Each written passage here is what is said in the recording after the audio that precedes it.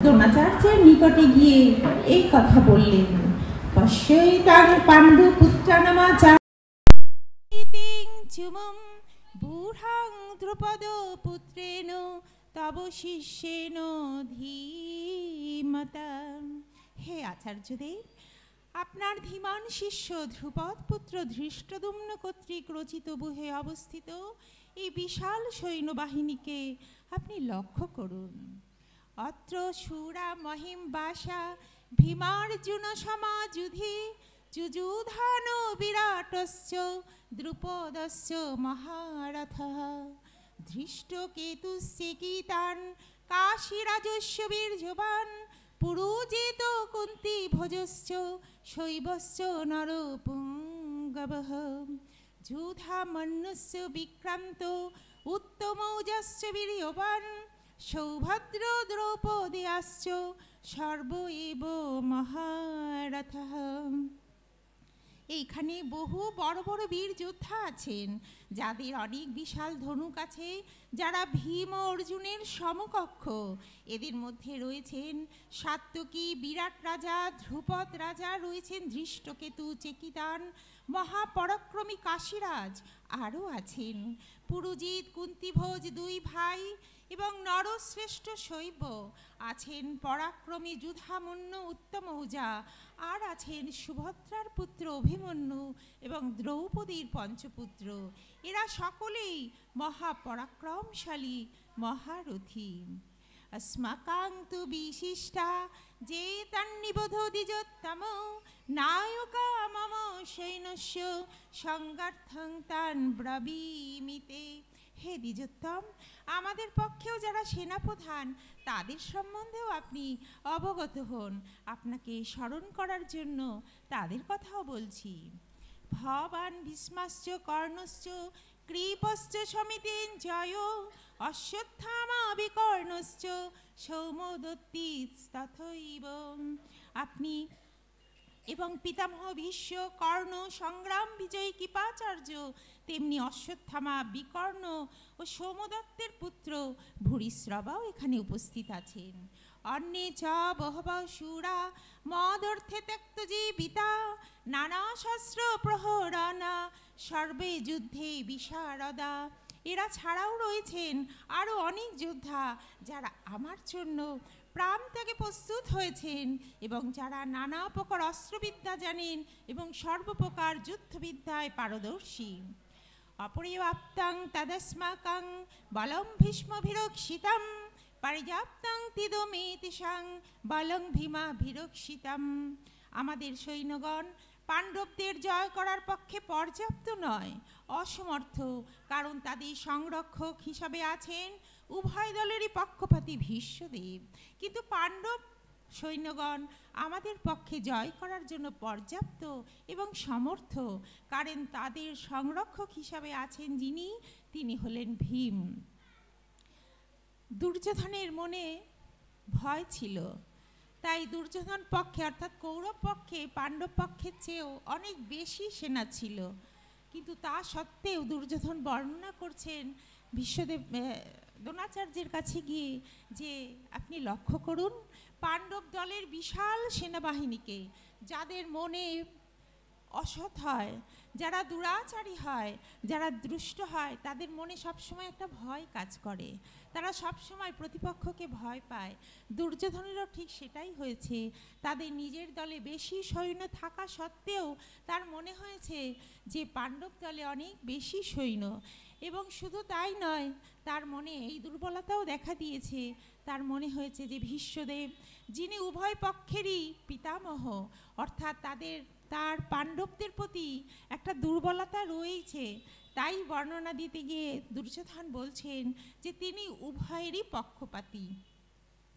অয়নেষু চ সর্বেষু যথা ভাগমবস্থিতা ভীষ্ম ভীমা বিরক্ষন্তু পাবন্তু সর্ব এব হি। আপনারা সবাই সকল বুঝে নিজ নিজ স্থানে দৃঢ়তাপূর্বক অবস্থান করে পিতামহ ভীষ্মকে চতুর্দিক থেকে রক্ষা করুন। তস্য সঞ্জনয়ন হর্ষং কুরু বৃদ্ধ পিতামহ সিংহনাদং বিনোদ্যচ্ছৈ শঙ্খৌ দধ্ম প্রতাপবান দুর্যোধনের হৃদয়ে আনন্দ আনয়নের জন্য কুরুবংশীয় বৃদ্ধ প্রভাবশালী পিতামহ ভীষ্ম সিংহের মতো গর্জন করে উচ্চৈরবে শঙ্খ বাজালেন। তত শঙ্খাশ্চ ভীর্যশ্চ পনক বানক গো মুখা সহ শৈভাব্য হন্যন্ত সশব্দস্য মূলহ ভাবত। তারপর ভীষ্মদেবের শঙ্খের আওয়াজ শুনেই চতুর্দিকে শঙ্খ, ভেরি, নাকড়া, ঢোল, মৃদঙ্গ সব কিছু একসঙ্গে বেজে উঠল এবং সেই সম্মিলিত শব্দ ভয়ঙ্কর শোনালো। তত শ্বেতই হয়ই যুক্ত মহতি সান্দনে স্থিত মাধব পাণ্ডবশ্চৈব দিব্য শঙ্খ প্রদত্মতু। তারপর সে তস্যবহিত সুন্দর রথ উপবিষ্ট লক্ষ্মীপতি ভগবান শ্রীকৃষ্ণ এবং পাণ্ডুপুত্র অর্জুন তাদের দিব্য শঙ্খগুলি উচ্চস্বরে বাজালেন। পাঞ্চজন্য ঋষিকেশ দেবদত্তং ধনঞ্জয় পণ্ড্রং দদ্ম মহাশঙ্খ ভীমা কর্মা বিকোদরা। অন্তর্যামী ভগবান শ্রীকৃষ্ণ পাঞ্চজন্য ধনঞ্জয় অর্জুন দেবদত্ত নামক শঙ্খ বাজালেন এবং ভীতি উৎপাদক কর্মকারী বৃকোদর ভীম পৌণ্ড্র নামক মহাশঙ্খ বাজালেন। অনন্ত বিজয়ং রাজা কুন্তিপুত্র যুধিষ্ঠির নকুল সহদেবশ্চ সুঘোষ মণি পুষ্পক। কুন্তিপুত্র রাজা যুধিষ্ঠির অনন্ত বিজয় নামক শঙ্খ বাজালেন এবং নকুল ও সহদেব সুঘোষ এবং মণি পুষ্পক নামক শঙ্খ বাজালেন। কাশ্যশ্চ পরমেম্বা শিখণ্ডী চ মহারথা ধৃষ্টদ্যুম্ন বিরাটশ্চ সাত্যকিশ্চা পরাজিতা। ধ্রুপদ দ্রৌপদেয়াশ্চ সর্বশ পৃথিবী পতে সৌভদ্রশ্চ মহাবাহু শঙ্খান দদ্মু পৃথক পৃথক।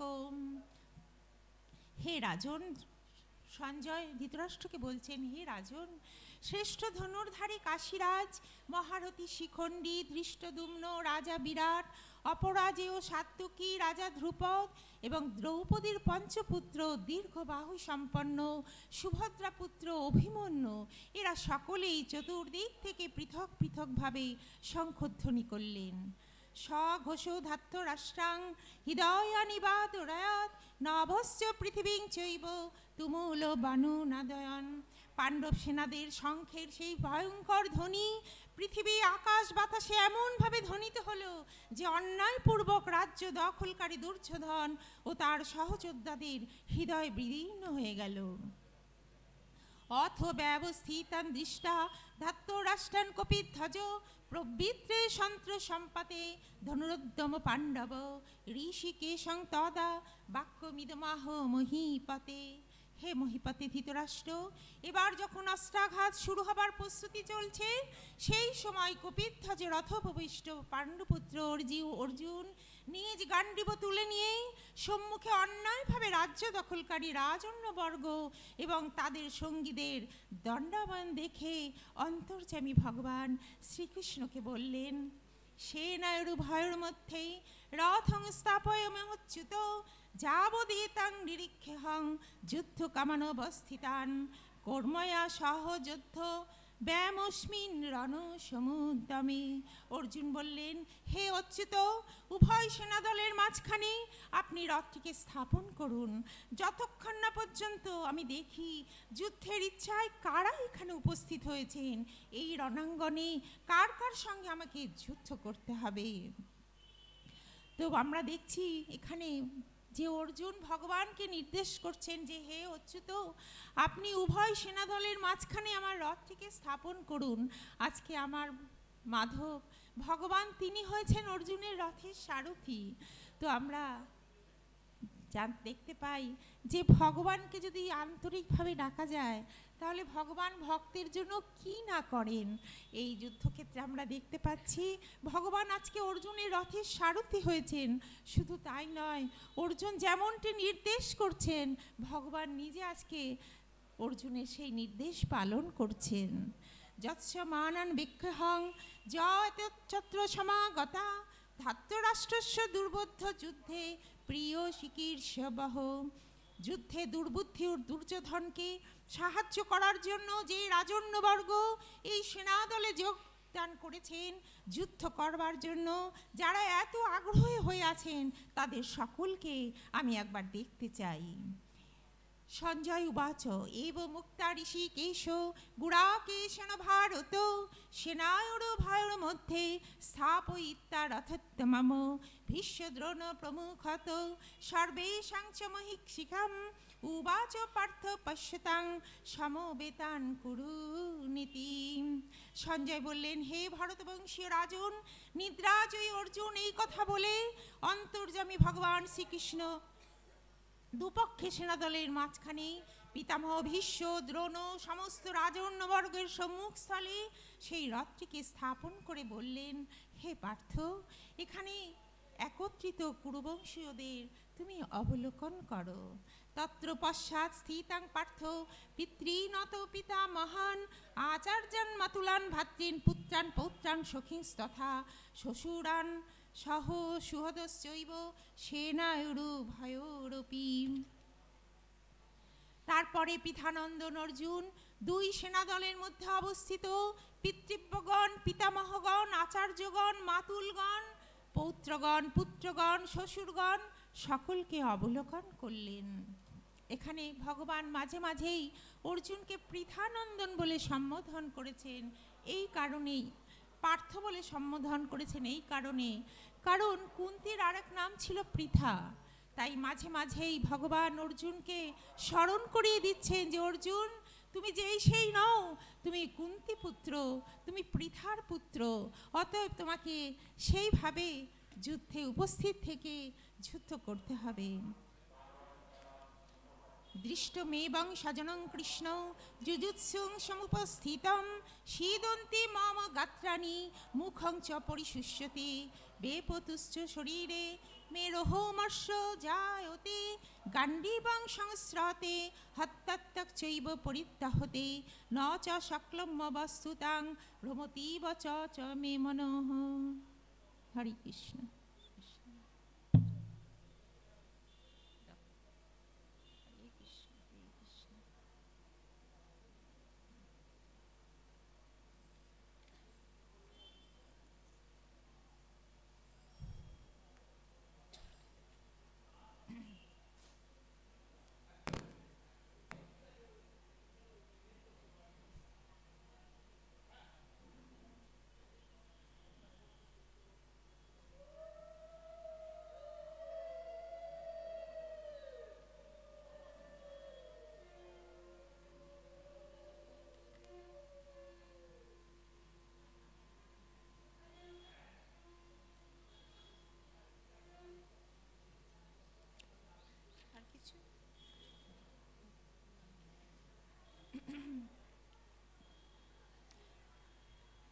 তো আমরা গীতা বা মহাভারত থেকে দেখতে পাই যে আমরা ভগবানকে, ভগবান নিজেও গীতাতে বলছেন যে যথামাং প্রপদ্যন্তে তাং তথৈব ভজাম্যহম, অর্থাৎ যে আমাকে যেভাবে ভজনা করে আমি তাকে সেই রূপেই দেখা দিই, সেই রূপেই আমি তার কাছে থাকি।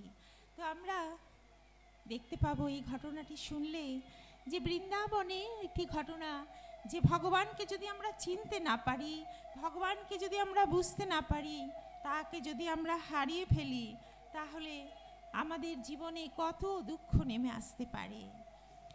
বৃন্দাবনে কৃষ্ণের এক বন্ধু, তিনি একবার বিবাহ করতে চলেছেন। তো কৃষ্ণ জিজ্ঞাসা করছেন, ওই বন্ধু তুমি কোথায় চলেছ? বন্ধু জানায়, আমি বিবাহ করতে যাচ্ছি। কৃষ্ণ বললেন, ঠিক আছে, বিবাহ করার পথে তোমার বউকে কিন্তু আমায় দেখিও। তো বন্ধু জানালো, নিশ্চয়ই কৃষ্ণ, তুমি আমার সখা, তোমাকে আমি কেন দেখাবো না। এদিকে যে মেয়ের সঙ্গে তার বিবাহ স্থির হয়েছে সেই মেয়েটির নাম হচ্ছে মাধবী। তো বিয়ের পর মেয়েরা যখন শ্বশুর বাড়িতে যায় তখন তাকে বাড়ির লোকেরা নানা রকম শিক্ষা দেয় যে শ্বশুর বাড়িতে গিয়ে কারোর সাথে ঝগড়া করবে না, সকলের সাথে মিলেমিশে থাকবে, এইসব শিক্ষাই দেন। তো হঠাৎ এক সময় বর এসেছে করে সকলেই বরের কাছে ছুটে চলে যায়, কিন্তু মাধবীর মা রয়ে গেছে মাধবীর কাছে। তো মাধবীর মা মাধবীকে বলছে, শোন মাধবী, তোর যেখানে বিয়ে হচ্ছে সেই গ্রামটার নাম হচ্ছে নন্দগাঁও, সেখানে রাজা নন্দের ছেলে কৃষ্ণ সে থাকে, তার কিন্তু স্বভাব চরিত্র ভালো নয়, খুব সাবধানে থাকবি, ওর থেকে সবসময় দূরে দূরে থাকবি। তো এই কথা শুনেছে। তারপর কন্যা বিদায় হলো, তারা প্রবেশ করেছে নন্দদ্বারে, নন্দগাঁওয়ে, পালকিতে করে চলেছে। কৃষ্ণ ছুটতে ছুটতে এসে বলছে, কই বন্ধু, কই সখা, তোমার বউকে দেখাও। তখন বন্ধু বলছে, হ্যাঁ কৃষ্ণ, এসো এসো, নিশ্চয়ই দেখাবো। কৃষ্ণ নামটা শুনেই মাধবীর তো সেই মায়ের কথা মনে পড়ে গেছে, যে নন্দগাঁওয়ে নন্দরাজার যে ছেলে আছে সে একদম দুষ্ট চরিত্র, তার সামনে একদম আসবি না, তাকে একদম মুখ দেখাবি না। মাধবী করেছে কি, কৃষ্ণ নাম শুনেই তার ঘোমটাটাকে দিয়ে পুরো মুখটা ঢেকে দিয়েছে, যাতে কৃষ্ণের মুখ সেও দেখবে না, নিজের মুখও কৃষ্ণকে দেখাবে না। তো কৃষ্ণ বারবার তাকে বলছে যে তোমার বউকে মুখ দেখাতে বলো। তো মাধবীর স্বামীও বারে বারে বলছে যে মুখটা দেখা, ও আমার সখা, আমার বন্ধু, কিন্তু ওর তো মনে রয়েছে সেই ভয়, মা বলে দিয়েছে যে নন্দরাজার ছেলে দুশ্চরিত্র, ওর সংস্পর্শে যাবি না। মাধবীকে যত বলা হচ্ছে মাধবী তত ঘোমটাকে আরো বেশি করে টানছে। তো কৃষ্ণ বলছে, চিৎকার করে বলছে, এবার তুমি যখন তোমার মুখ আমায় দেখালে না, তবে জেনে রাখো আমিও কোনোদিন আমার মুখ তোমাকে কিন্তু আর দেখা দেব না। তো এইভাবে তারপরে শ্বশুরবাড়ি সে গেছে, সব ঠিকঠাক চলছে। তো সবার মতো অন্য গোপিনীদের মতো সেও যমুনায় জল আনতে যায়, সেও ফুল তুলতে যায়। তো যখন যায় তখন দেখে কৃষ্ণকে দেখলেই সকল গোপীগণ, সকল ব্রজবাসীগণ কৃষ্ণের দিকে ছুটতে থাকে তাকে দেখার জন্য, তার কাছে যাবার জন্য। কিন্তু মাধবী ঠিক উল্টো কাজটা করে, কারণ তার তো মনে ভয়, সে যেই শুনতে পায় কৃষ্ণ আসছে তখনই সে দৌড়ে পালিয়ে যায়, বড় করে ঘোমটা টেনে দিয়ে। এইভাবে চলছে। তো একদিন শুরু হলো সেই গিরি গোবর্ধন পূজা। ইন্দ্রদেব প্রবল বর্ষণ শুরু করলেন, প্রচণ্ড ঝড় বৃষ্টি শুরু হয়ে গেল বৃন্দাবনে। সেই ঝড়ের মধ্যে বৃষ্টিতে সবাই ছোটাছুটি করছে। তখন ভগবান তার কড়ি আঙ্গুলে করে শিগগিরি গোবর্ধনকে তুলে ধরলেন। প্রবল বায়ুতে এত ঝড় হচ্ছে যে মাধবীর ঘোমটাটা গেল সেই বায়ুতে উড়ে। মাধবী দূর থেকে দেখছেন ভগবানের, সে শুধু আঙুলটা দেখতে পাচ্ছে অনেকটা দূর থেকে। আঙুলটা দেখেই ভাবছে মনে মনে, এত সুন্দর আঙুল, যার সে না জানি কত সুন্দর। তো কিন্তু এ কে, এত সুন্দর এর আঙুল, আমি একটু কাছে এগিয়েই যাই না, দেখি একে বলে মাধবী এবার একটু একটু করে এগোচ্ছে। যত এগোচ্ছে তত দেখছে তার রূপের দ্যুতিতে, আলোতে, জ্যোতিতে যেন চারিদিক ছড়িয়ে পড়ছে। সে মনে মনে ভাবছে যে কে এত সুন্দর, এত দীপ্তি, এত দিব্য দেহ, এ কে হতে পারে। সে ভাবছে আমি কি কাছে যাব। এদিকে সবাই চিৎকার করছে, পালাও পালাও পালাও, মানে প্রবল ঝড় বৃষ্টি হচ্ছে, তো প্রচণ্ড ঝোড়ো হাওয়া। মাধবী তখন তার এক সখীকে জিজ্ঞাসা করছে, সখী রে, কে রে এর এত সুন্দর দেখতে, এত জ্যোতি। তখন তার সেই সখী বলছে, ও বাবা, এ তো সেই কৃষ্ণ রে, যাকে দেখে তুই পালিয়ে যাস, এ সেই কৃষ্ণ। তখন মাধবী ভাবছে যে এই কৃষ্ণ। তো ভগবানের যতক্ষণ আমরা আপন না হতে পারি ততক্ষণ কিন্তু আমরা ছুটাছুটি করি, যখন তার আমরা হয়ে যাই বা সে আমাদের হয়ে যায় তখন কিন্তু আমাদের ছোটাছুটি স্থির হয়ে যায়। তখন আমাদের না থাকে আর কোনো প্রাণের ভয়, না থাকে কোনো মৃত্যু ভয়, না থাকে আর কোনো কিছুতে ভয়। তাই যতক্ষণ আমরা এই জগতের এই দেহকে আপন বলে ভাবি ততক্ষণই আমরা এরকম ছোটাছুটি করতে থাকি। যখন ভগবান আমাদের আপন হয়ে যায়, যখন তাকে আমরা আপন করে নিই, তখন জন্ম জন্মান্তর ধরেও তার থেকে আর কেউ আমাদেরকে আলাদা করতে পারে না। স্ত্রী পুত্র কন্যা সবাই আমাদের সংসারে আপন, কিন্তু ভগবান হচ্ছেন আমাদের আপনের থেকেও আপন। তো মাধবী এগিয়ে যেতে থাকে, যত এগিয়ে যাচ্ছে তত সে বিস্মিত হতে থাকে। যখন সে তার সখীর কাছে শোনে যে এই সেই কৃষ্ণ, তখন ভাবে মনে মনে, এ কি, এ আমি কি ভুল করলাম, মা এতদিন আমাকে কি শিক্ষা দিল। মনে মনে ভাবছে, মা তো এ তুমি কি করলে, তুমি আমার গর্ভধারিণী মা হয়ে তুমি আমার এত বড় সর্বনাশ করলে। যার কাছে যাবার জন্য মানুষ নিজেকে উজাড় করে দেয়, আমি তার কাছ থেকে নিজেকে লুকিয়ে রাখলাম। যার কাছে লোকের লজ্জা ঘৃণা ভয় সব কিছু ত্যাগ করে ছুটে যায় তোমার জন্য মা, শুধু তোমার জন্য। তার কাছ থেকে আমি এতদিন ধরে নিজেকে সরিয়ে রাখলাম। কৃষ্ণচরণ কাছে পেয়েও আমি তার চরণ পেলাম না। সে কতবার এসেছে আমার কাছে, কতবার আমায় দেখতে চেয়েছে, কতবার আমি সুযোগ পেয়েছি, কিন্তু মা এ তুমি আমার কি সর্বনাশ করলে তোমার জন্য। কৃষ্ণকে এত কাছে পেয়েও আমি তাকে পেলাম না। এই বলে মাধবী হাত জোড় করে একটু একটু করে এগোতে থাকে আর বলতে থাকে, হে দয়াময়, হে কৃপাময়, তোমার কাছে আমার যাবার কোনো মুখ নেই। তোমাকে বারবার আমি প্রত্যাখ্যান করেছি, বারবার তুমি আমার কাছে এসেছো, বারবার আমি তোমাকে দেখে ছুটে পালিয়ে গেছি। যাকে পাবার জন্য মানুষ ছোটাছুটি দৌড়াদৌড়ি করে, সে নিজে থেকে আমার কাছে এসেছিল, অথচ আমি তাকে নিজের থেকে দূরে সরিয়ে দিয়েছি। আমি এত অভাগিনী, এত পাপী, তোমার এত কাছে এসেও আমি তোমার চরণ পেলাম না। ক্ষমা করো প্রভু, আমায় ক্ষমা করে দাও, আমি ভুল করেছি, আমি পাপ করেছি, তোমার থেকে নিজেকে দূরে সরিয়ে রেখেছি। এই বলে মাধবী গোবিন্দের চরণে গিয়ে লুটিয়ে পড়ল, গিয়ে বলতে থাকলো, আমায় ক্ষমা করে দাও এবারের মতো। ভগবান বললেন, ক্ষমা? ক্ষমা তোমাকে আমি অনেকবার করেছি মাধবী, কতবার এসেছি তোমার কাছে, কিন্তু ততবার তুমি আমাকে দেখে পালিয়ে গেছো। ক্ষমা তুমি পাবে না, তুমি ফিরে যাও। তোমার ওই মুখ আমি বলেছিলাম, যে মুখ তুমি আমায় দর্শন করতে দিলে না, ওই মুখ আমি জীবনেও দর্শন করব না। তুমি ফিরে চলে যাও। ফিরিয়ে দিচ্ছ, কিন্তু ভগবান আমিও দেখতে চাই তুমি কত বড় ভগবান। আমিও প্রতিজ্ঞা করলাম যে আমি তোমাকে পরের জন্মে আমি আবার আসবো এই ধরাধামে, আমি নারী হয়েই আসবো, আর আমি তোমার মুখ দর্শন করবই। আমি দেখি তুমিও কত বড় ভগবান। তো এই মাধবী পরের জন্মে মীরাবাই হয়ে এসেছিল। আমরা জানি মীরাবাই শুধু সঙ্গীতের মধ্যে দিয়ে ভগবানকে লাভ করেছিল। আর সঙ্গীত হচ্ছে একটা এমনই সাধনা, যে সাধনায় ফুল চন্দন কিচ্ছু লাগে না। তা মীরাবাই শুধু তার সঙ্গীতের মধ্যে দিয়েই ভগবানকে লাভ করেছিল। বৃন্দাবনে মীরাবাইয়ের সেই ভজন কুঠির এখনও আছে, এবং কথিত আছে, শাস্ত্র বলছে আমাদের, যে মীরাবাই ভজন করতে করতে যে গৃহের ভিতরে ছিলেন দরজা বন্ধ করে, সে দরজা যখন খোলা হয় মীরাবাইকে আর পাওয়া যায়নি। তিনি গোবিন্দের দেহের সাথে লীন হয়ে গিয়েছিলেন। শুধু গোবিন্দের মুখের সঙ্গে মীরাবাইয়ের একটা কাপড়ের টুকরো পাওয়া গিয়েছিল, অর্থাৎ তিনি গোবিন্দ দেহে লীন হয়ে গিয়েছিলেন। তো আমরা এক একজন এক এক দেবতাকে ডাকতেই পারি, কিন্তু শাস্ত্র বলছে হরের নাম হরের নামই কেবলম কালো নাস্তেব্য নাস্তেব্য নাস্তেব্য গতিরন্যথা। অর্থাৎ হরিনাম ছাড়া আমাদের এ যুগে আর কোনো গতি নেই। ভগবানকে যদি আমরা অন্তর থেকে ভালোবেসে আপন ভেবে তার ভজনা করতে পারি, তাহলে ভগবান অবশ্যই আমাদের কাছে ধরা দেন। তাই ভগবান গীতাতেও বলছেন, অনন্য চিন্তস্য যে জনমাং পর্যুপাসতে তেষাং নিত্যাভিযুক্তনাং যোগক্ষেম বহাম্যহম।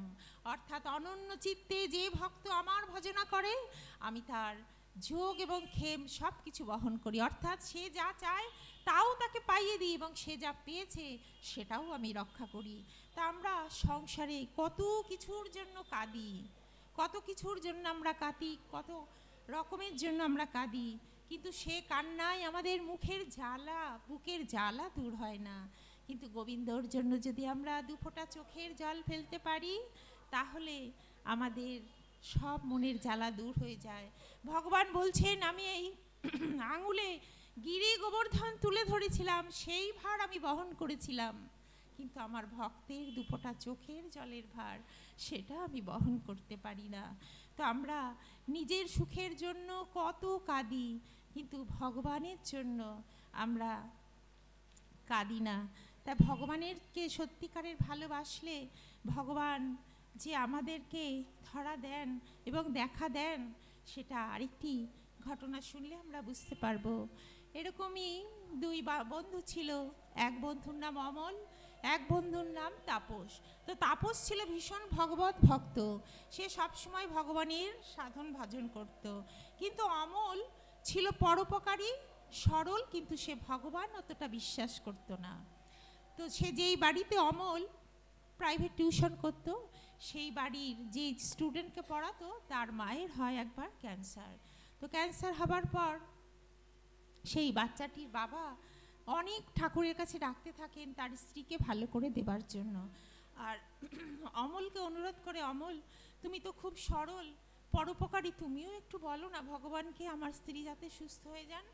অমল বলছে, তা কি করে সম্ভব, আমি তো ভগবানকে মানিই না, তো আমি কেন বলবো, আমি বলতে পারবো না। তো কালের নিয়মে তার স্ত্রী কিন্তু মারা যান। মারা যাওয়ার পরে ভদ্রলোক এতই ক্ষুব্ধ হন, তিনি তার গোপালকে নিয়ে গিয়ে ফেলে দেন ডাস্টবিনের ভেতরে।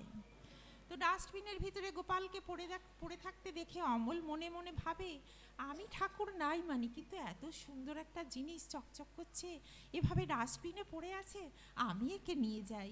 এই ভেবে অমল সেই গোপালের বিগ্রহটিকে কুড়িয়ে নিয়ে এসে নিজের ঘরে ভালো করে ধুইয়ে পরিষ্কার করে একটা কাপড় পেতে বসিয়ে রাখে। পুজো টুজো সে কিছুই করে না। কিন্তু এভাবে কিছুদিন চলতে চলতে অমলের মনে হয় যে না, একটু ফুল এনে দিই। এইভাবে একটু ফুল এনে দেয়, তারপরে একটু মিষ্টিও এনে দেয়। এইভাবে ধীরে ধীরে চলতে থাকে। অমল যখনই গোপালের মুখের দিকে তাকায়, তার যেন মনে হয় গোপাল হাসছে, এবং সেই হাসি যত দিন যাচ্ছে যেন গোপালের মুখের হাসি আরও বেড়ে যাচ্ছে।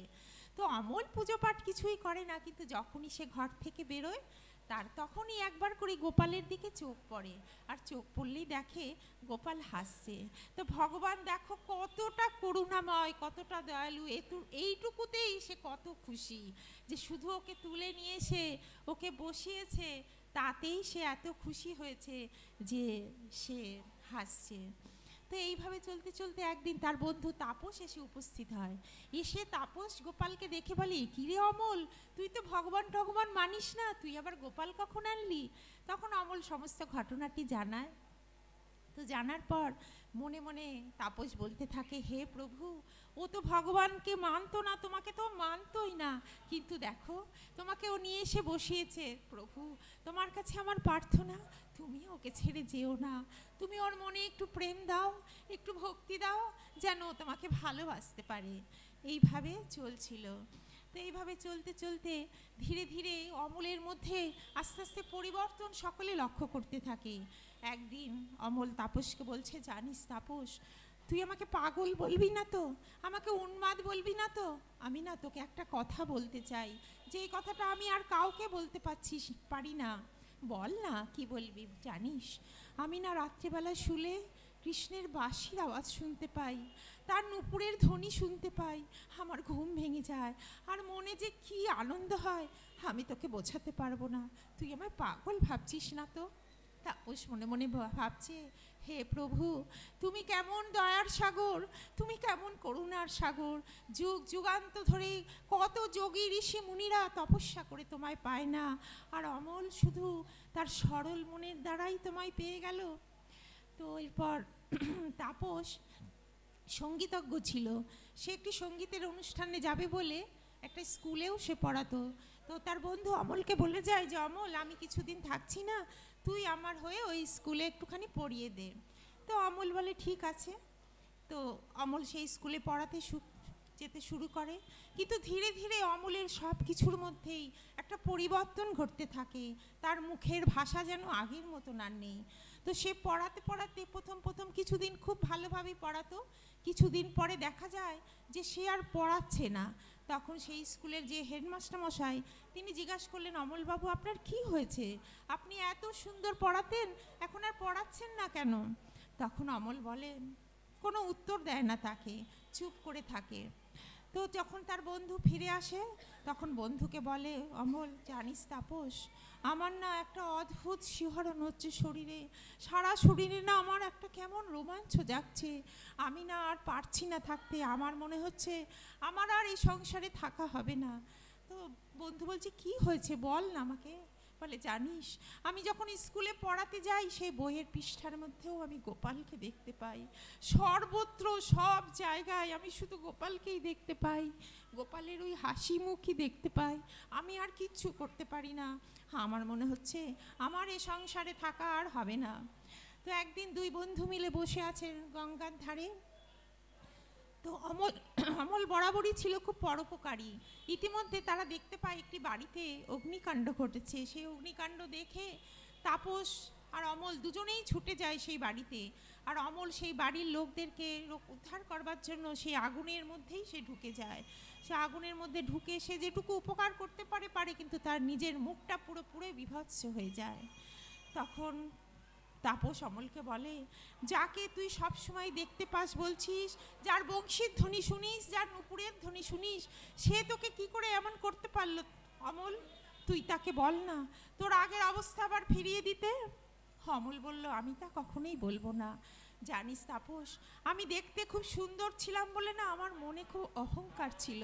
তো ভগবান সব কিছু সহ্য করেন, কারোর অহংকার ভগবান সহ্য করেন না। তো ভগবান যা করেছেন ভালোই করেছেন। আমার মনের যে অহংকার ছিল সে অহংকারটাও তিনি আমার থেকে কেড়ে নিয়েছেন, এই ভালো হলো। কি দরকার আমার মুখের? আমার তো এই জগতের আর কিছুই ভালো লাগে না। আমি তো সর্বত্র শুধু তাকেই দেখতে পাই, তার কথাই শুনতে পাই, তার বাঁশির আওয়াজই শুনতে পাই। আমার মুখের পরিবর্তনের কোনো দরকার নেই। তাপস তাকে বলে, কিন্তু অমল, তোর নিজের জন্য না চাস, তোর গোপালের জন্য তুই চা। না হলে তো লোকে বলবে তুই গোপালের ভজনা করিস, গোপালের পুজো করিস, সেই গোপাল তোকে এরম করলো। তোর গোপালের সম্মান রক্ষার জন্য তুই অন্তত গোপালকে বল তোর মুখটা ঠিক করে দিতে। তো রাত্রিবেলা তাপস শুয়েছে অমল, রাত্রিবেলা দৈববাণী হচ্ছে, অমল, তোকে তো আমি তোর মুখটা এখনই ঠিক করে দিতে পারি, কিন্তু আমি দেখছি তুই সব কিছু হারিয়ে, তোর সৌন্দর্য হারিয়ে তুই আমায় ছেড়ে যাস কিনা। তাই শাস্ত্র বলছে, ভগবান বলেন, যে করে আমার আশ তার করি আমি সর্বনাশ, তবু যে না ছাড়ে আমার পাশ তার হই আমি দাসানুদাস। তাই তোকে পরীক্ষা করছিলাম, সামনের জন্মাষ্টমীতে তুই গঙ্গায় স্নান করে এসে তারপর আমার পুজো করবি। এরপর পরের জন্মাষ্টমীতে অমল গঙ্গায় স্নান করে, স্নান করে উঠে এসে যেই ঘরে প্রবেশ করে আয়নার সামনে যায়, সে গিয়ে দেখে তার মুখটা আবার আগের মতো সুন্দর হয়ে গেছে। তো সেই ভগবানকে পেয়ে সনাতন গোস্বামী তার রাজ ঐশ্বর্য ছেড়ে সে বৃন্দাবনে চলে গিয়েছিল ছেঁড়া কাঁথা পরে। যে ভগবানকে পেয়ে জাগতিক দৃষ্টি ছাড়াই আজকে অমলও ভগবানকে কিভাবে অন্তর থেকে লাভ করলো সেটা আমরা দেখলাম। আমরা মীরাবাইকেও দেখেছি, সে রাজরানী হয়েও ভগবানকে পাবার জন্য ভিখারিণী হয়ে চলে গিয়েছিল বৃন্দাবনে। তো তাপসকেও এবার অমল বলছে, বন্ধু, আমার আর থাকা হবে না এখানে, আমি এবার বৃন্দাবনে চলে যাব। এরপর অমল বৃন্দাবনে চলে যায় এবং বাকি জীবনটা সেখানেই সে সাধন ভজন করে কাটিয়েছিল এবং সে ভগবানকেও লাভ করেছিল। তাই অর্জুন যখন রথের মধ্যে বসে পড়ল তার ধনুর্বাণ ছেড়ে, তখন ভগবান বলছেন, সর্বধর্মান পরিত্যাজ্য মামেকং শরণং ব্রজ অহং তাং সর্ব পাপেভ্য মোক্ষয়িষ্যামি মা শুচো। তুমি সমস্ত ধর্মের আশ্রয় পরিত্যাগ করে আমার শরণ গ্রহণ করো, আমি তোমাকে সমস্ত পাপ থেকে মুক্ত করে দেব। তাই আমরা সংসারে অবশ্যই থাকব, সংসারে সমস্ত দায়িত্ব কর্তব্য পালন করব, কিন্তু আমাদের মনটা যেন থাকে গোবিন্দের চরণে। ঈদং তে না তো পস্কায় না ভক্তায় কদাচন না চাশু শুশ্রবে বাচ্চং ন চমাং জহ্বস্যতে। ভগবান বলছেন, আমার এই গোপন কথা, যে কথা অর্জুন আমি তোমায় বললাম, এটা এই বাক্য, এই কথা কোনো অতপস্বীকে তুমি বলবে না, যে অভক্ত তাকে তুমি বলবে না, যে শুনতে আগ্রহী নয় আমার কথা তাকেও তুমি বলবে না, যে ব্যক্তি আমার প্রতি দোষদৃষ্টি সম্পন্ন তাকেও এই কথা বলবেন না। য ইদং পরমং গুচ্ছং মদ্ভক্তস্য ভেদস্যতি ভক্তিময়ী পরাং কৃত্যা মামে বৈশ্যত্য সংশয়।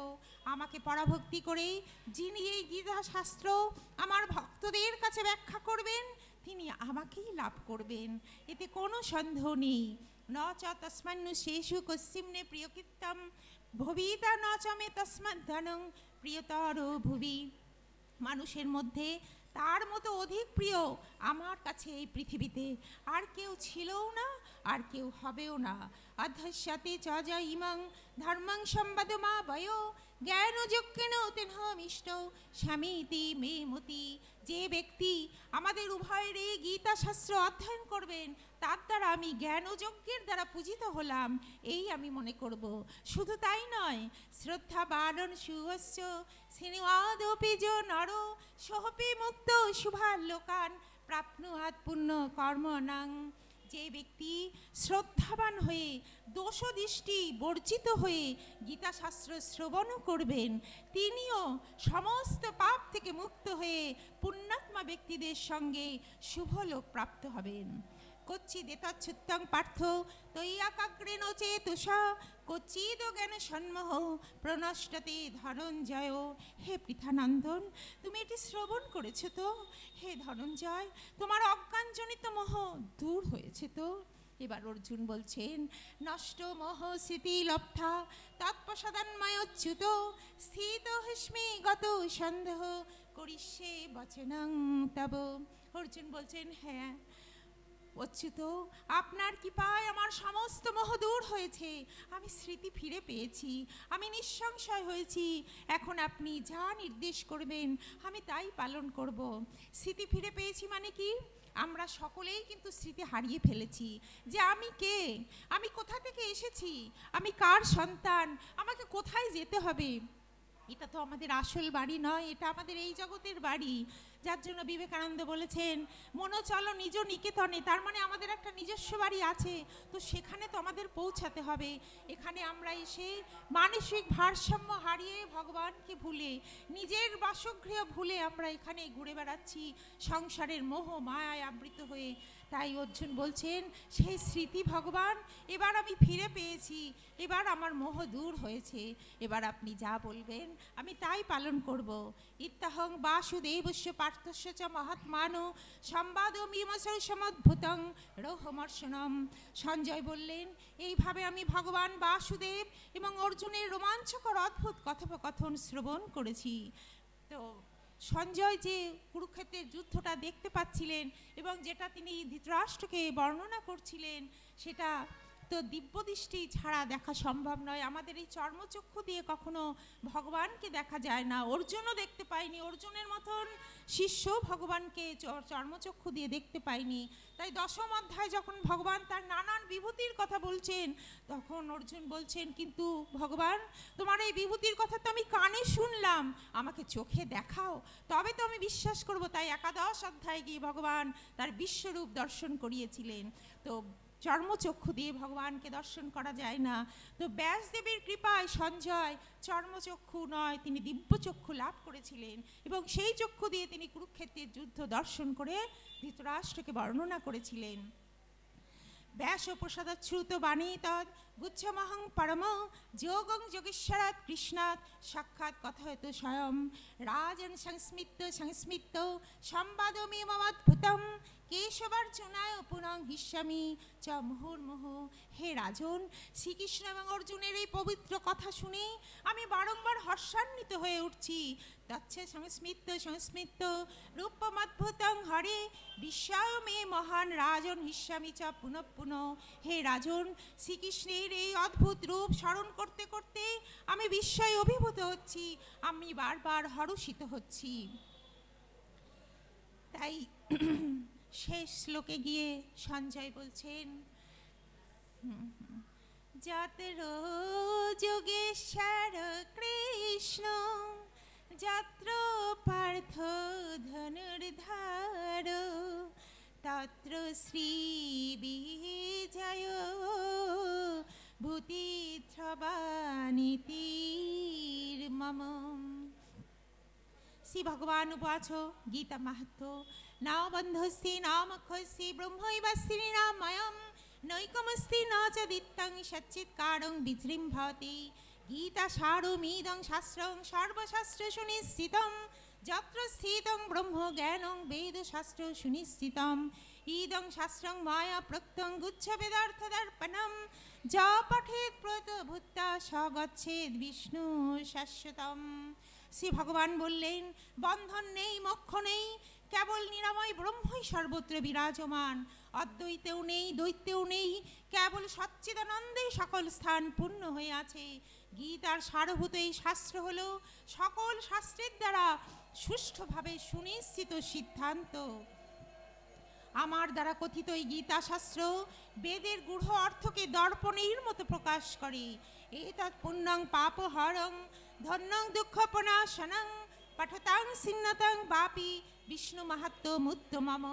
অষ্টাদশ পুরাণানি নব্য ব্যাকরণানি চ নিমর্থ চতুর বেদান মুনুনা ভারতং কৃতং।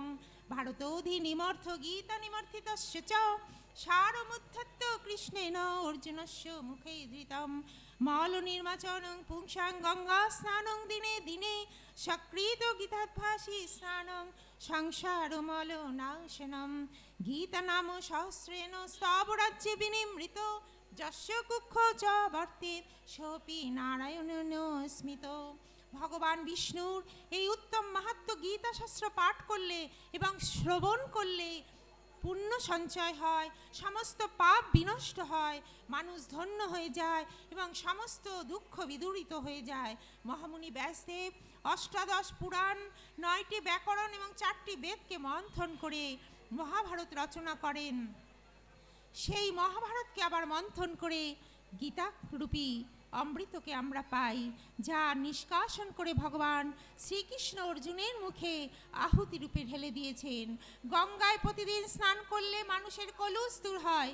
গীতা রূপিণী গঙ্গার জলে একবার মাত্র স্নান করলেই সংসারের সমস্ত অনিষ্ট দূর হয়ে যায়, সমস্ত পাপ দূরীভূত হয়ে যায়। গীতার সহস্র নামের দ্বারা যে স্তবরত্নটি বিরচিত হয়েছে, সেইটি যার হৃদয়ে বিদ্যমান থাকে, অর্থাৎ যিনি মনে মনে তাকে সর্বদা স্মরণ করেন, বলা হয় তিনি সাক্ষাৎ নারায়ণে পরিণত হয়ে যান। সর্ববেদময়ী গীতা, সর্বধর্মময় মনু, সর্বতীর্থময়ী গঙ্গা, সর্বদেবময় হরি, পাদস্য পার্ধ পাদং বা শ্লোকং শ্লোকধর্মে বাবা নিত্যং ধার তেজস্তু স মুখ্যমদি গচ্ছতি। কৃষ্ণ বৃক্ষ সমুদ্ভূতা গীতামৃত হরিত কি মানুষয় কিং ন খাদ্যতে কলমল বিরচনী। গঙ্গা গীতা তথা ভিক্ষু কপিলাশ্বত্থ সেবনং বাসনং পদ্মনাভস্য পাবনং কিং কলৌ যুগে। গীতা সুগীতা কর্তব্য কিমন্যই শাস্ত্র বিস্তরই যা স্বয়ং পদ্মনাভস্য মুখপদ্মাদ বিনিশ্রিতা। আপদং নরকং ঘরং গীতাধ্যায়ী ন পশ্যতে। গীতা সম্পূর্ণ বেদময়ী, মনুস্মৃতি সর্বধর্মময়ী, আর গঙ্গা হচ্ছে সর্বতীর্থময়ী এবং ভগবান বিষ্ণু হলেন সর্বদেবময়। যিনি গীতার একটি শ্লোক, অর্ধ শ্লোক অথবা একটি চরণ অথবা অর্ধচরণও প্রতিদিন পাঠের ধারা ধারণ করেন, তিনি অন্তে মোক্ষ প্রাপ্ত হন। শ্রীকৃষ্ণরূপী বৃক্ষ থেকে আবির্ভূত গীতারূপী অমৃতময়ী হরিতকি মানুষ কেন ভক্ষণ করে না, যা কলির সমস্ত মলকে দেহ থেকে নিষ্কাশিত করে দেয়। কলিযুগে গঙ্গা, গীতা, সন্ন্যাসী, কপিলা, গাভী, অশ্বত্থ বৃক্ষ সেবা এবং ভগবান বিষ্ণুর চিহ্নিত তিথি একাদশী সবচেয়ে পবিত্রকারী। এর থেকে পবিত্রকারী আর কিছুই নেই। গীতাকেই সুষ্ঠুভাবে পাঠ করা, তাই আমাদের কর্তব্য। বিস্তৃতভাবে অন্য পাঠের আর প্রয়োজনই থাকে না। সাক্ষাৎ ভগবান বিষ্ণুর মুখপাদ্য থেকে এই গীতার আবির্ভাব হয়েছে। অং তৎসিতি শ্রীমদ্ ভগবদ্ গীতা স্বপনিষৎসু ব্রহ্মবিদ্যায়া যোগ শাস্ত্রে শ্রীকৃষ্ণার্জুন সংবাদে মোক্ষ সন্ন্যাস যোগ নাম অষ্টাদশ অধ্যায়। যত্র যোগেশ্বর কৃষ্ণ যত্র পার্থ ধনুর্ধর তত্র শ্রী বিজয় ভূতিধ্রবানীতির্মম। অর্থাৎ যেখানে ভগবান শ্রীকৃষ্ণ আছেন, যেখানে গান্ডীব ধনুর্ধারী অর্জুন আছেন, সেখানেই শ্রী, সেখানেই বিজয়, সেখানেই বিভূতি, সেখানেই অচল নীতি বিদ্যমান। এই আমার অভিমত। কুরুক্ষেত্রের যুদ্ধ শেষ হয়েছে। ভগবান ইন্দ্রপ্রস্থে মাঝে মাঝেই আসতেন, আর যখন আসতেন তিনি শ্রী অর্জুনকে নিয়ে মাঝে মাঝে রথে করে তিনি এদিক ওদিক বিচরণ করতেন। তো এমনই একদিন ভগবান অর্জুনকে নিয়ে বিচরণ করছেন। অর্জুন দেখছেন একজন দরিদ্র ব্রাহ্মণ, তার চলার শক্তি নেই, অথচ তিনি ভিক্ষা করছেন। এই দৃশ্য দেখে অর্জুনের খুব খারাপ লাগে। তিনি ভাবেন যে আমার দাদা ইন্দ্রপ্রস্থের রাজা, অথচ এখানে এমন একজন ব্রাহ্মণ যার চলার শক্তি নেই, তিনি ভিক্ষা করবেন, এটা হতে পারে না। আমি তাকে কিছু সাহায্য করতে চাই। এই কথা ভেবে তিনি রথ থেকে নেমে যান এবং ওই বৃদ্ধ ব্রাহ্মণকে কিছু সোনার মোহর দান করেন এবং বলেন, এই মোহরেই আপনার বাকি জীবন চলে যাবে। তো ব্রাহ্মণ খুব খুশি হয় এবং সে সুখের চিন্তায়, সুখের আশায় মশগুল হয়ে যায়। সে বাড়ি ফিরতে ফিরতে ভাবে, এই মোহরগুলি দিয়ে আমি ঘর বাড়ি সারাবো, আমি আমার স্ত্রীকে কিছু গয়না তৈরি করে দেব। কিন্তু কিছুটা দূরে যেতেই এক চোর তাকে ধাক্কা মেরে ফেলে দেয়, দিয়ে ওই মোহরের ব্যাগটি কুড়িয়ে নিয়ে চলে যায়। তো মোহরটি হারিয়ে সেই ব্রাহ্মণ বাড়িতে ফিরে গিয়ে তার স্ত্রীকে গিয়ে সমস্ত ঘটনা বলেন এবং দুজনে মিলে কাঁদতে থাকেন যে ভগবান আমাদের কাছে এসেও আমরা ভগবানকে পেলাম না, সুখ আমাদের ঘরে হাতের সামনে এসেও সেই সুখকে আমরা বজায় রাখতে পারলাম না। এত দুর্মূল্য জিনিস আমাদের ইন্দ্রপ্রস্থের রাজার ভাই আমাদের দিলেন, অথচ সেটা আমরা রক্ষা করতে পারলাম না। তো এরপরে যখন ভগবান আবার আরেকদিন অর্জুনকে নিয়ে বেরিয়েছেন, সেদিন দেখছেন ওই ব্রাহ্মণকে আবার ভিক্ষা করছেন। অর্জুন এতে দেখে অবাক হয়ে যান যে কি হলো, এই ব্রাহ্মণকে আমি এত মোহর দিলাম, এতে তো এর সমস্ত দারিদ্র্য দূর হয়ে যাবার কথা, এ কেন আবার ভিক্ষা করছে? তিনি আবার এগিয়ে যান। এগিয়ে যাওয়ার পর সমস্ত ঘটনা তিনি জানতে পারেন এবং সেদিন অর্জুনের কাছে ছিল একটি মহামূল্যবান মতি। সেই মতিটি তিনি আবার ওই ব্রাহ্মণকে দান করেন এবং বলেন, এই মতিটি অত্যন্ত দুর্মূল্য, এটি বিক্রি করলেই আপনার সারা জীবন চলে যাবে। এবার ব্রাহ্মণ কি করলেন, চুপচাপ নিয়ে গিয়ে সেটা একটা অব্যবহৃত কলসির মধ্যে তিনি রেখে দিলেন এবং মুখটা কাপড় দিয়ে বন্ধ করে রাখলেন, কিন্তু স্ত্রীকে কিছুই বললেন না। এবার স্ত্রী যমুনায় জল আনতে যাবেন, তো তিনি যেই কলসিটা করে জল আনতে যান সেই কলসিটা ফুটো হয়ে গেছে। তো তিনি ভাবলেন যে এই কলসিটা তুলে রাখা আছে অব্যবহৃত, ওইটা নিয়েই তবে যাই। তিনি তো জানেন না ওর ভেতর মতি আছে। তিনি ওই কলসিটি নিয়ে চলে গেলেন জল আনতে এবং জল ভরতে গিয়ে ওই মতিটাও চলে গেল জলের সাথে নদীতে ভেসে। এবার তিনি জল এনে রেখে দিয়েছেন। ব্রাহ্মণ ঘুম থেকে উঠে তাড়াতাড়ি করে সেই কলসির কাছে গিয়ে দেখছেন কলসি ভর্তি জল, মতি তাতে নেই। ব্রাহ্মণ স্ত্রীকে এবার সব ঘটনা বললেন, দুজনে মিলে আবার কান্না শুরু করলেন যে আমাদের ভাগ্যে কি তবে কিছুতেই কিছু হবে না? বারবার আমরা এমন অমূল্য সম্পদ হাতে পেয়েও আমরা কেন রাখতে পারছি না? এইবার অর্জুন ভগবানকে বলছেন, প্রভু একটু চলুন তো দেখে আসি ওই ব্রাহ্মণকে যে আমি মতি দান করে এলাম, তার অভাব, তার দুঃখ দূর হলো কিনা। ভগবান স্মিত হেসে বললেন, চলো দেখে আসি। তো এবারেও গিয়ে দেখছেন অর্জুন সেই ব্রাহ্মণ আবারও ভিক্ষা করছেন। এবার অর্জুনের একটু রাগই হলো, তিনি ব্রাহ্মণকে গিয়ে আবারও জিজ্ঞাসা করলেন যে কি ব্যাপার, আপনাকে বারবার আমি এভাবে আপনার দুঃখ দারিদ্র্য দূর করার জন্য আপনাকে সাহায্য করছি, আপনি বারবার সেগুলো কি করে আপনি হারিয়ে ফেলছেন? কিন্তু অর্জুনের কাছে সেদিন তাকে দেবার মতো আর কিছুই ছিল না। তখন ভগবান বলছেন যে ঠিক আছে অর্জুন, আমি দিচ্ছি এবারে ব্রাহ্মণকে। এই বলে ভগবান রথ থেকে নেমে সেই ব্রাহ্মণকে দু পয়সা দান করলেন। তো সেই 2 পয়সা নিয়ে ব্রাহ্মণ মনে মনে ভাবছেন যে দ্বারকাধীশ হয়ে ভগবান মাত্র 2 পয়সা দিল, অথচ আমাদের ইন্দ্রপ্রস্থের রাজা, তার ভাই কত উদার, তিনি কত মোহর, তিনি মতি দিয়েছিলেন, আর এই ভগবান দ্বারকাধীশ হয়ে মাত্র 2 পয়সা দিলেন। এই কথা ভেবে মনের মধ্যে খুব দুঃখ মনে তিনি চলছেন। চলতে চলতে হঠাৎ দেখছেন সামনে এক জেলে আসছে, জেলের জালটা কাঁধে, আর তার জালের মধ্যে একটা ছোট্ট পুঁটি মাছ ছটফট ছটফট করছে। তো দেখে ব্রাহ্মণ দেখে খুব দুঃখ লাগলো যে মাছটাকে জলের ভিতরে না রেখে এইভাবে কেন জেলে রেখেছে, মাছটার তো শ্বাসকষ্ট হচ্ছে। তিনি জেলেকে গিয়ে বললেন, ওর ভাই জেলে, তুমি মাছটাকে জলে না রেখে এইভাবে কেন রেখেছো? ওর কত কষ্ট হচ্ছে দেখে আমারও খুব কষ্ট হচ্ছে।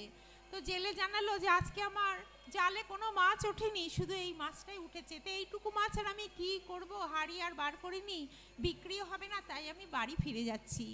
তো তো তখন ব্রাহ্মণ বললেন, শোনো জেলে, আমার কাছে দুটো মাত্র পয়সা আছে, এই পয়সাটা নাও, তুমি ওই মাছটা আমায় দিয়ে দাও। এই পরে মাছটিকে নিয়ে ব্রাহ্মণ গিয়ে নদীতে ছেড়ে দিলেন। প্রথমে তার নিজের হাতে রাখা কুমণ্ডলে রাখলেন এবং পরে কুমণ্ডলের জলটা নিয়ে গিয়ে নদীতে ঢেলে দিলেন। ব্রাহ্মণ দেখছেন মাছে পড়েই জলটা মনের আনন্দে সে সাঁতার কেটে চলে যাচ্ছে, দেখে তার মনে খুব আনন্দ হলো। এরপর ব্রাহ্মণ ফিরে আসছেন, হঠাৎ তার কুমণ্ডলের ভিতরে তাকিয়ে ব্রাহ্মণ অবাক, দেখছেন তার সেই কুমণ্ডলের ভিতর সেই হারিয়ে যাওয়া মতিটা পেয়েই ব্রাহ্মণ মনের আনন্দে চিৎকার করে বলতে থাকেন, পেয়েছি পেয়েছি। এই কথা শুনেই সে প্রথম যে মোহরের ব্যাগটা যেই চোর চুরি করেছিল, সে ভাবে আমাকে দেখেই বোধহয় চিৎকার করছে পেয়েছি পেয়েছি বলে।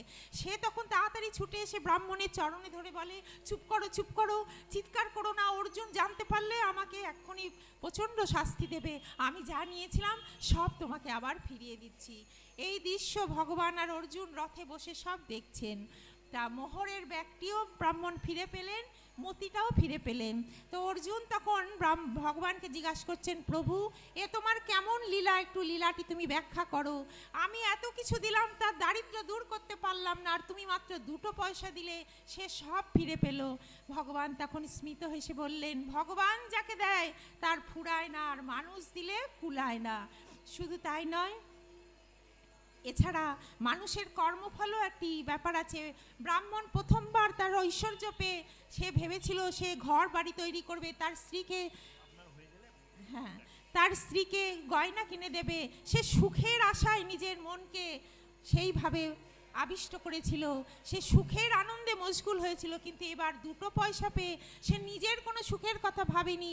সেই ছোট্ট মাছটার কষ্ট দেখে তার মনে কষ্ট হয়েছে, তার শ্বাসকষ্ট দেখে সে নিজে তার মনে কষ্ট অনুভব করে সেই দুটো পয়সা তার শেষ সম্বল, সেটাও সে দিয়ে ওই মাছটিকে কিনে নিয়ে সে জলে ছেড়ে দিয়ে তার প্রাণ রক্ষা করলো। তা ভগবান অর্জুনকে বলছেন যে ভগবান মানুষের কি দেখেন, মনটাই শুধু দেখেন। ভগবান কখনো কোথাও বলেননি যে আমাকে প্রচুর ব্যঞ্জন, প্রচুর অন্ন, প্রচুর ফুল মালা দিয়ে পুজো করো।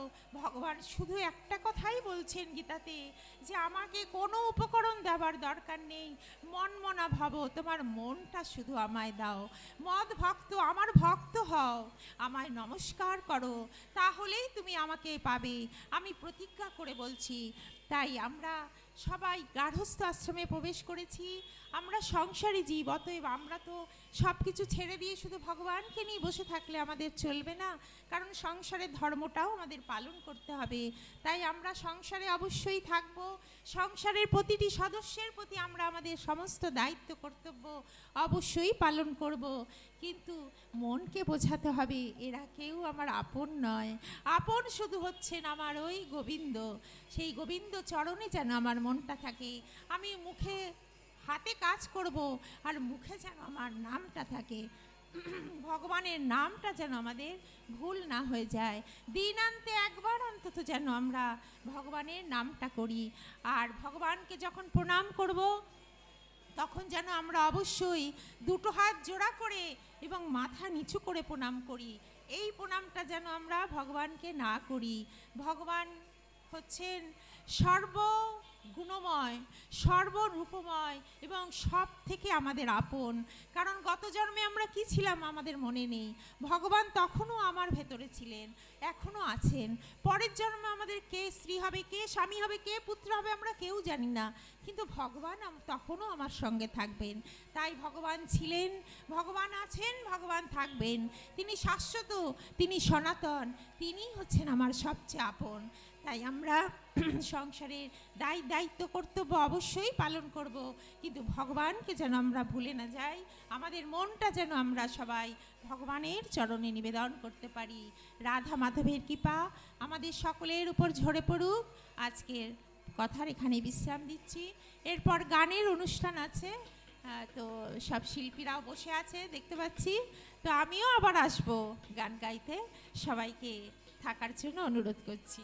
হরে কৃষ্ণ, জয় রাধে।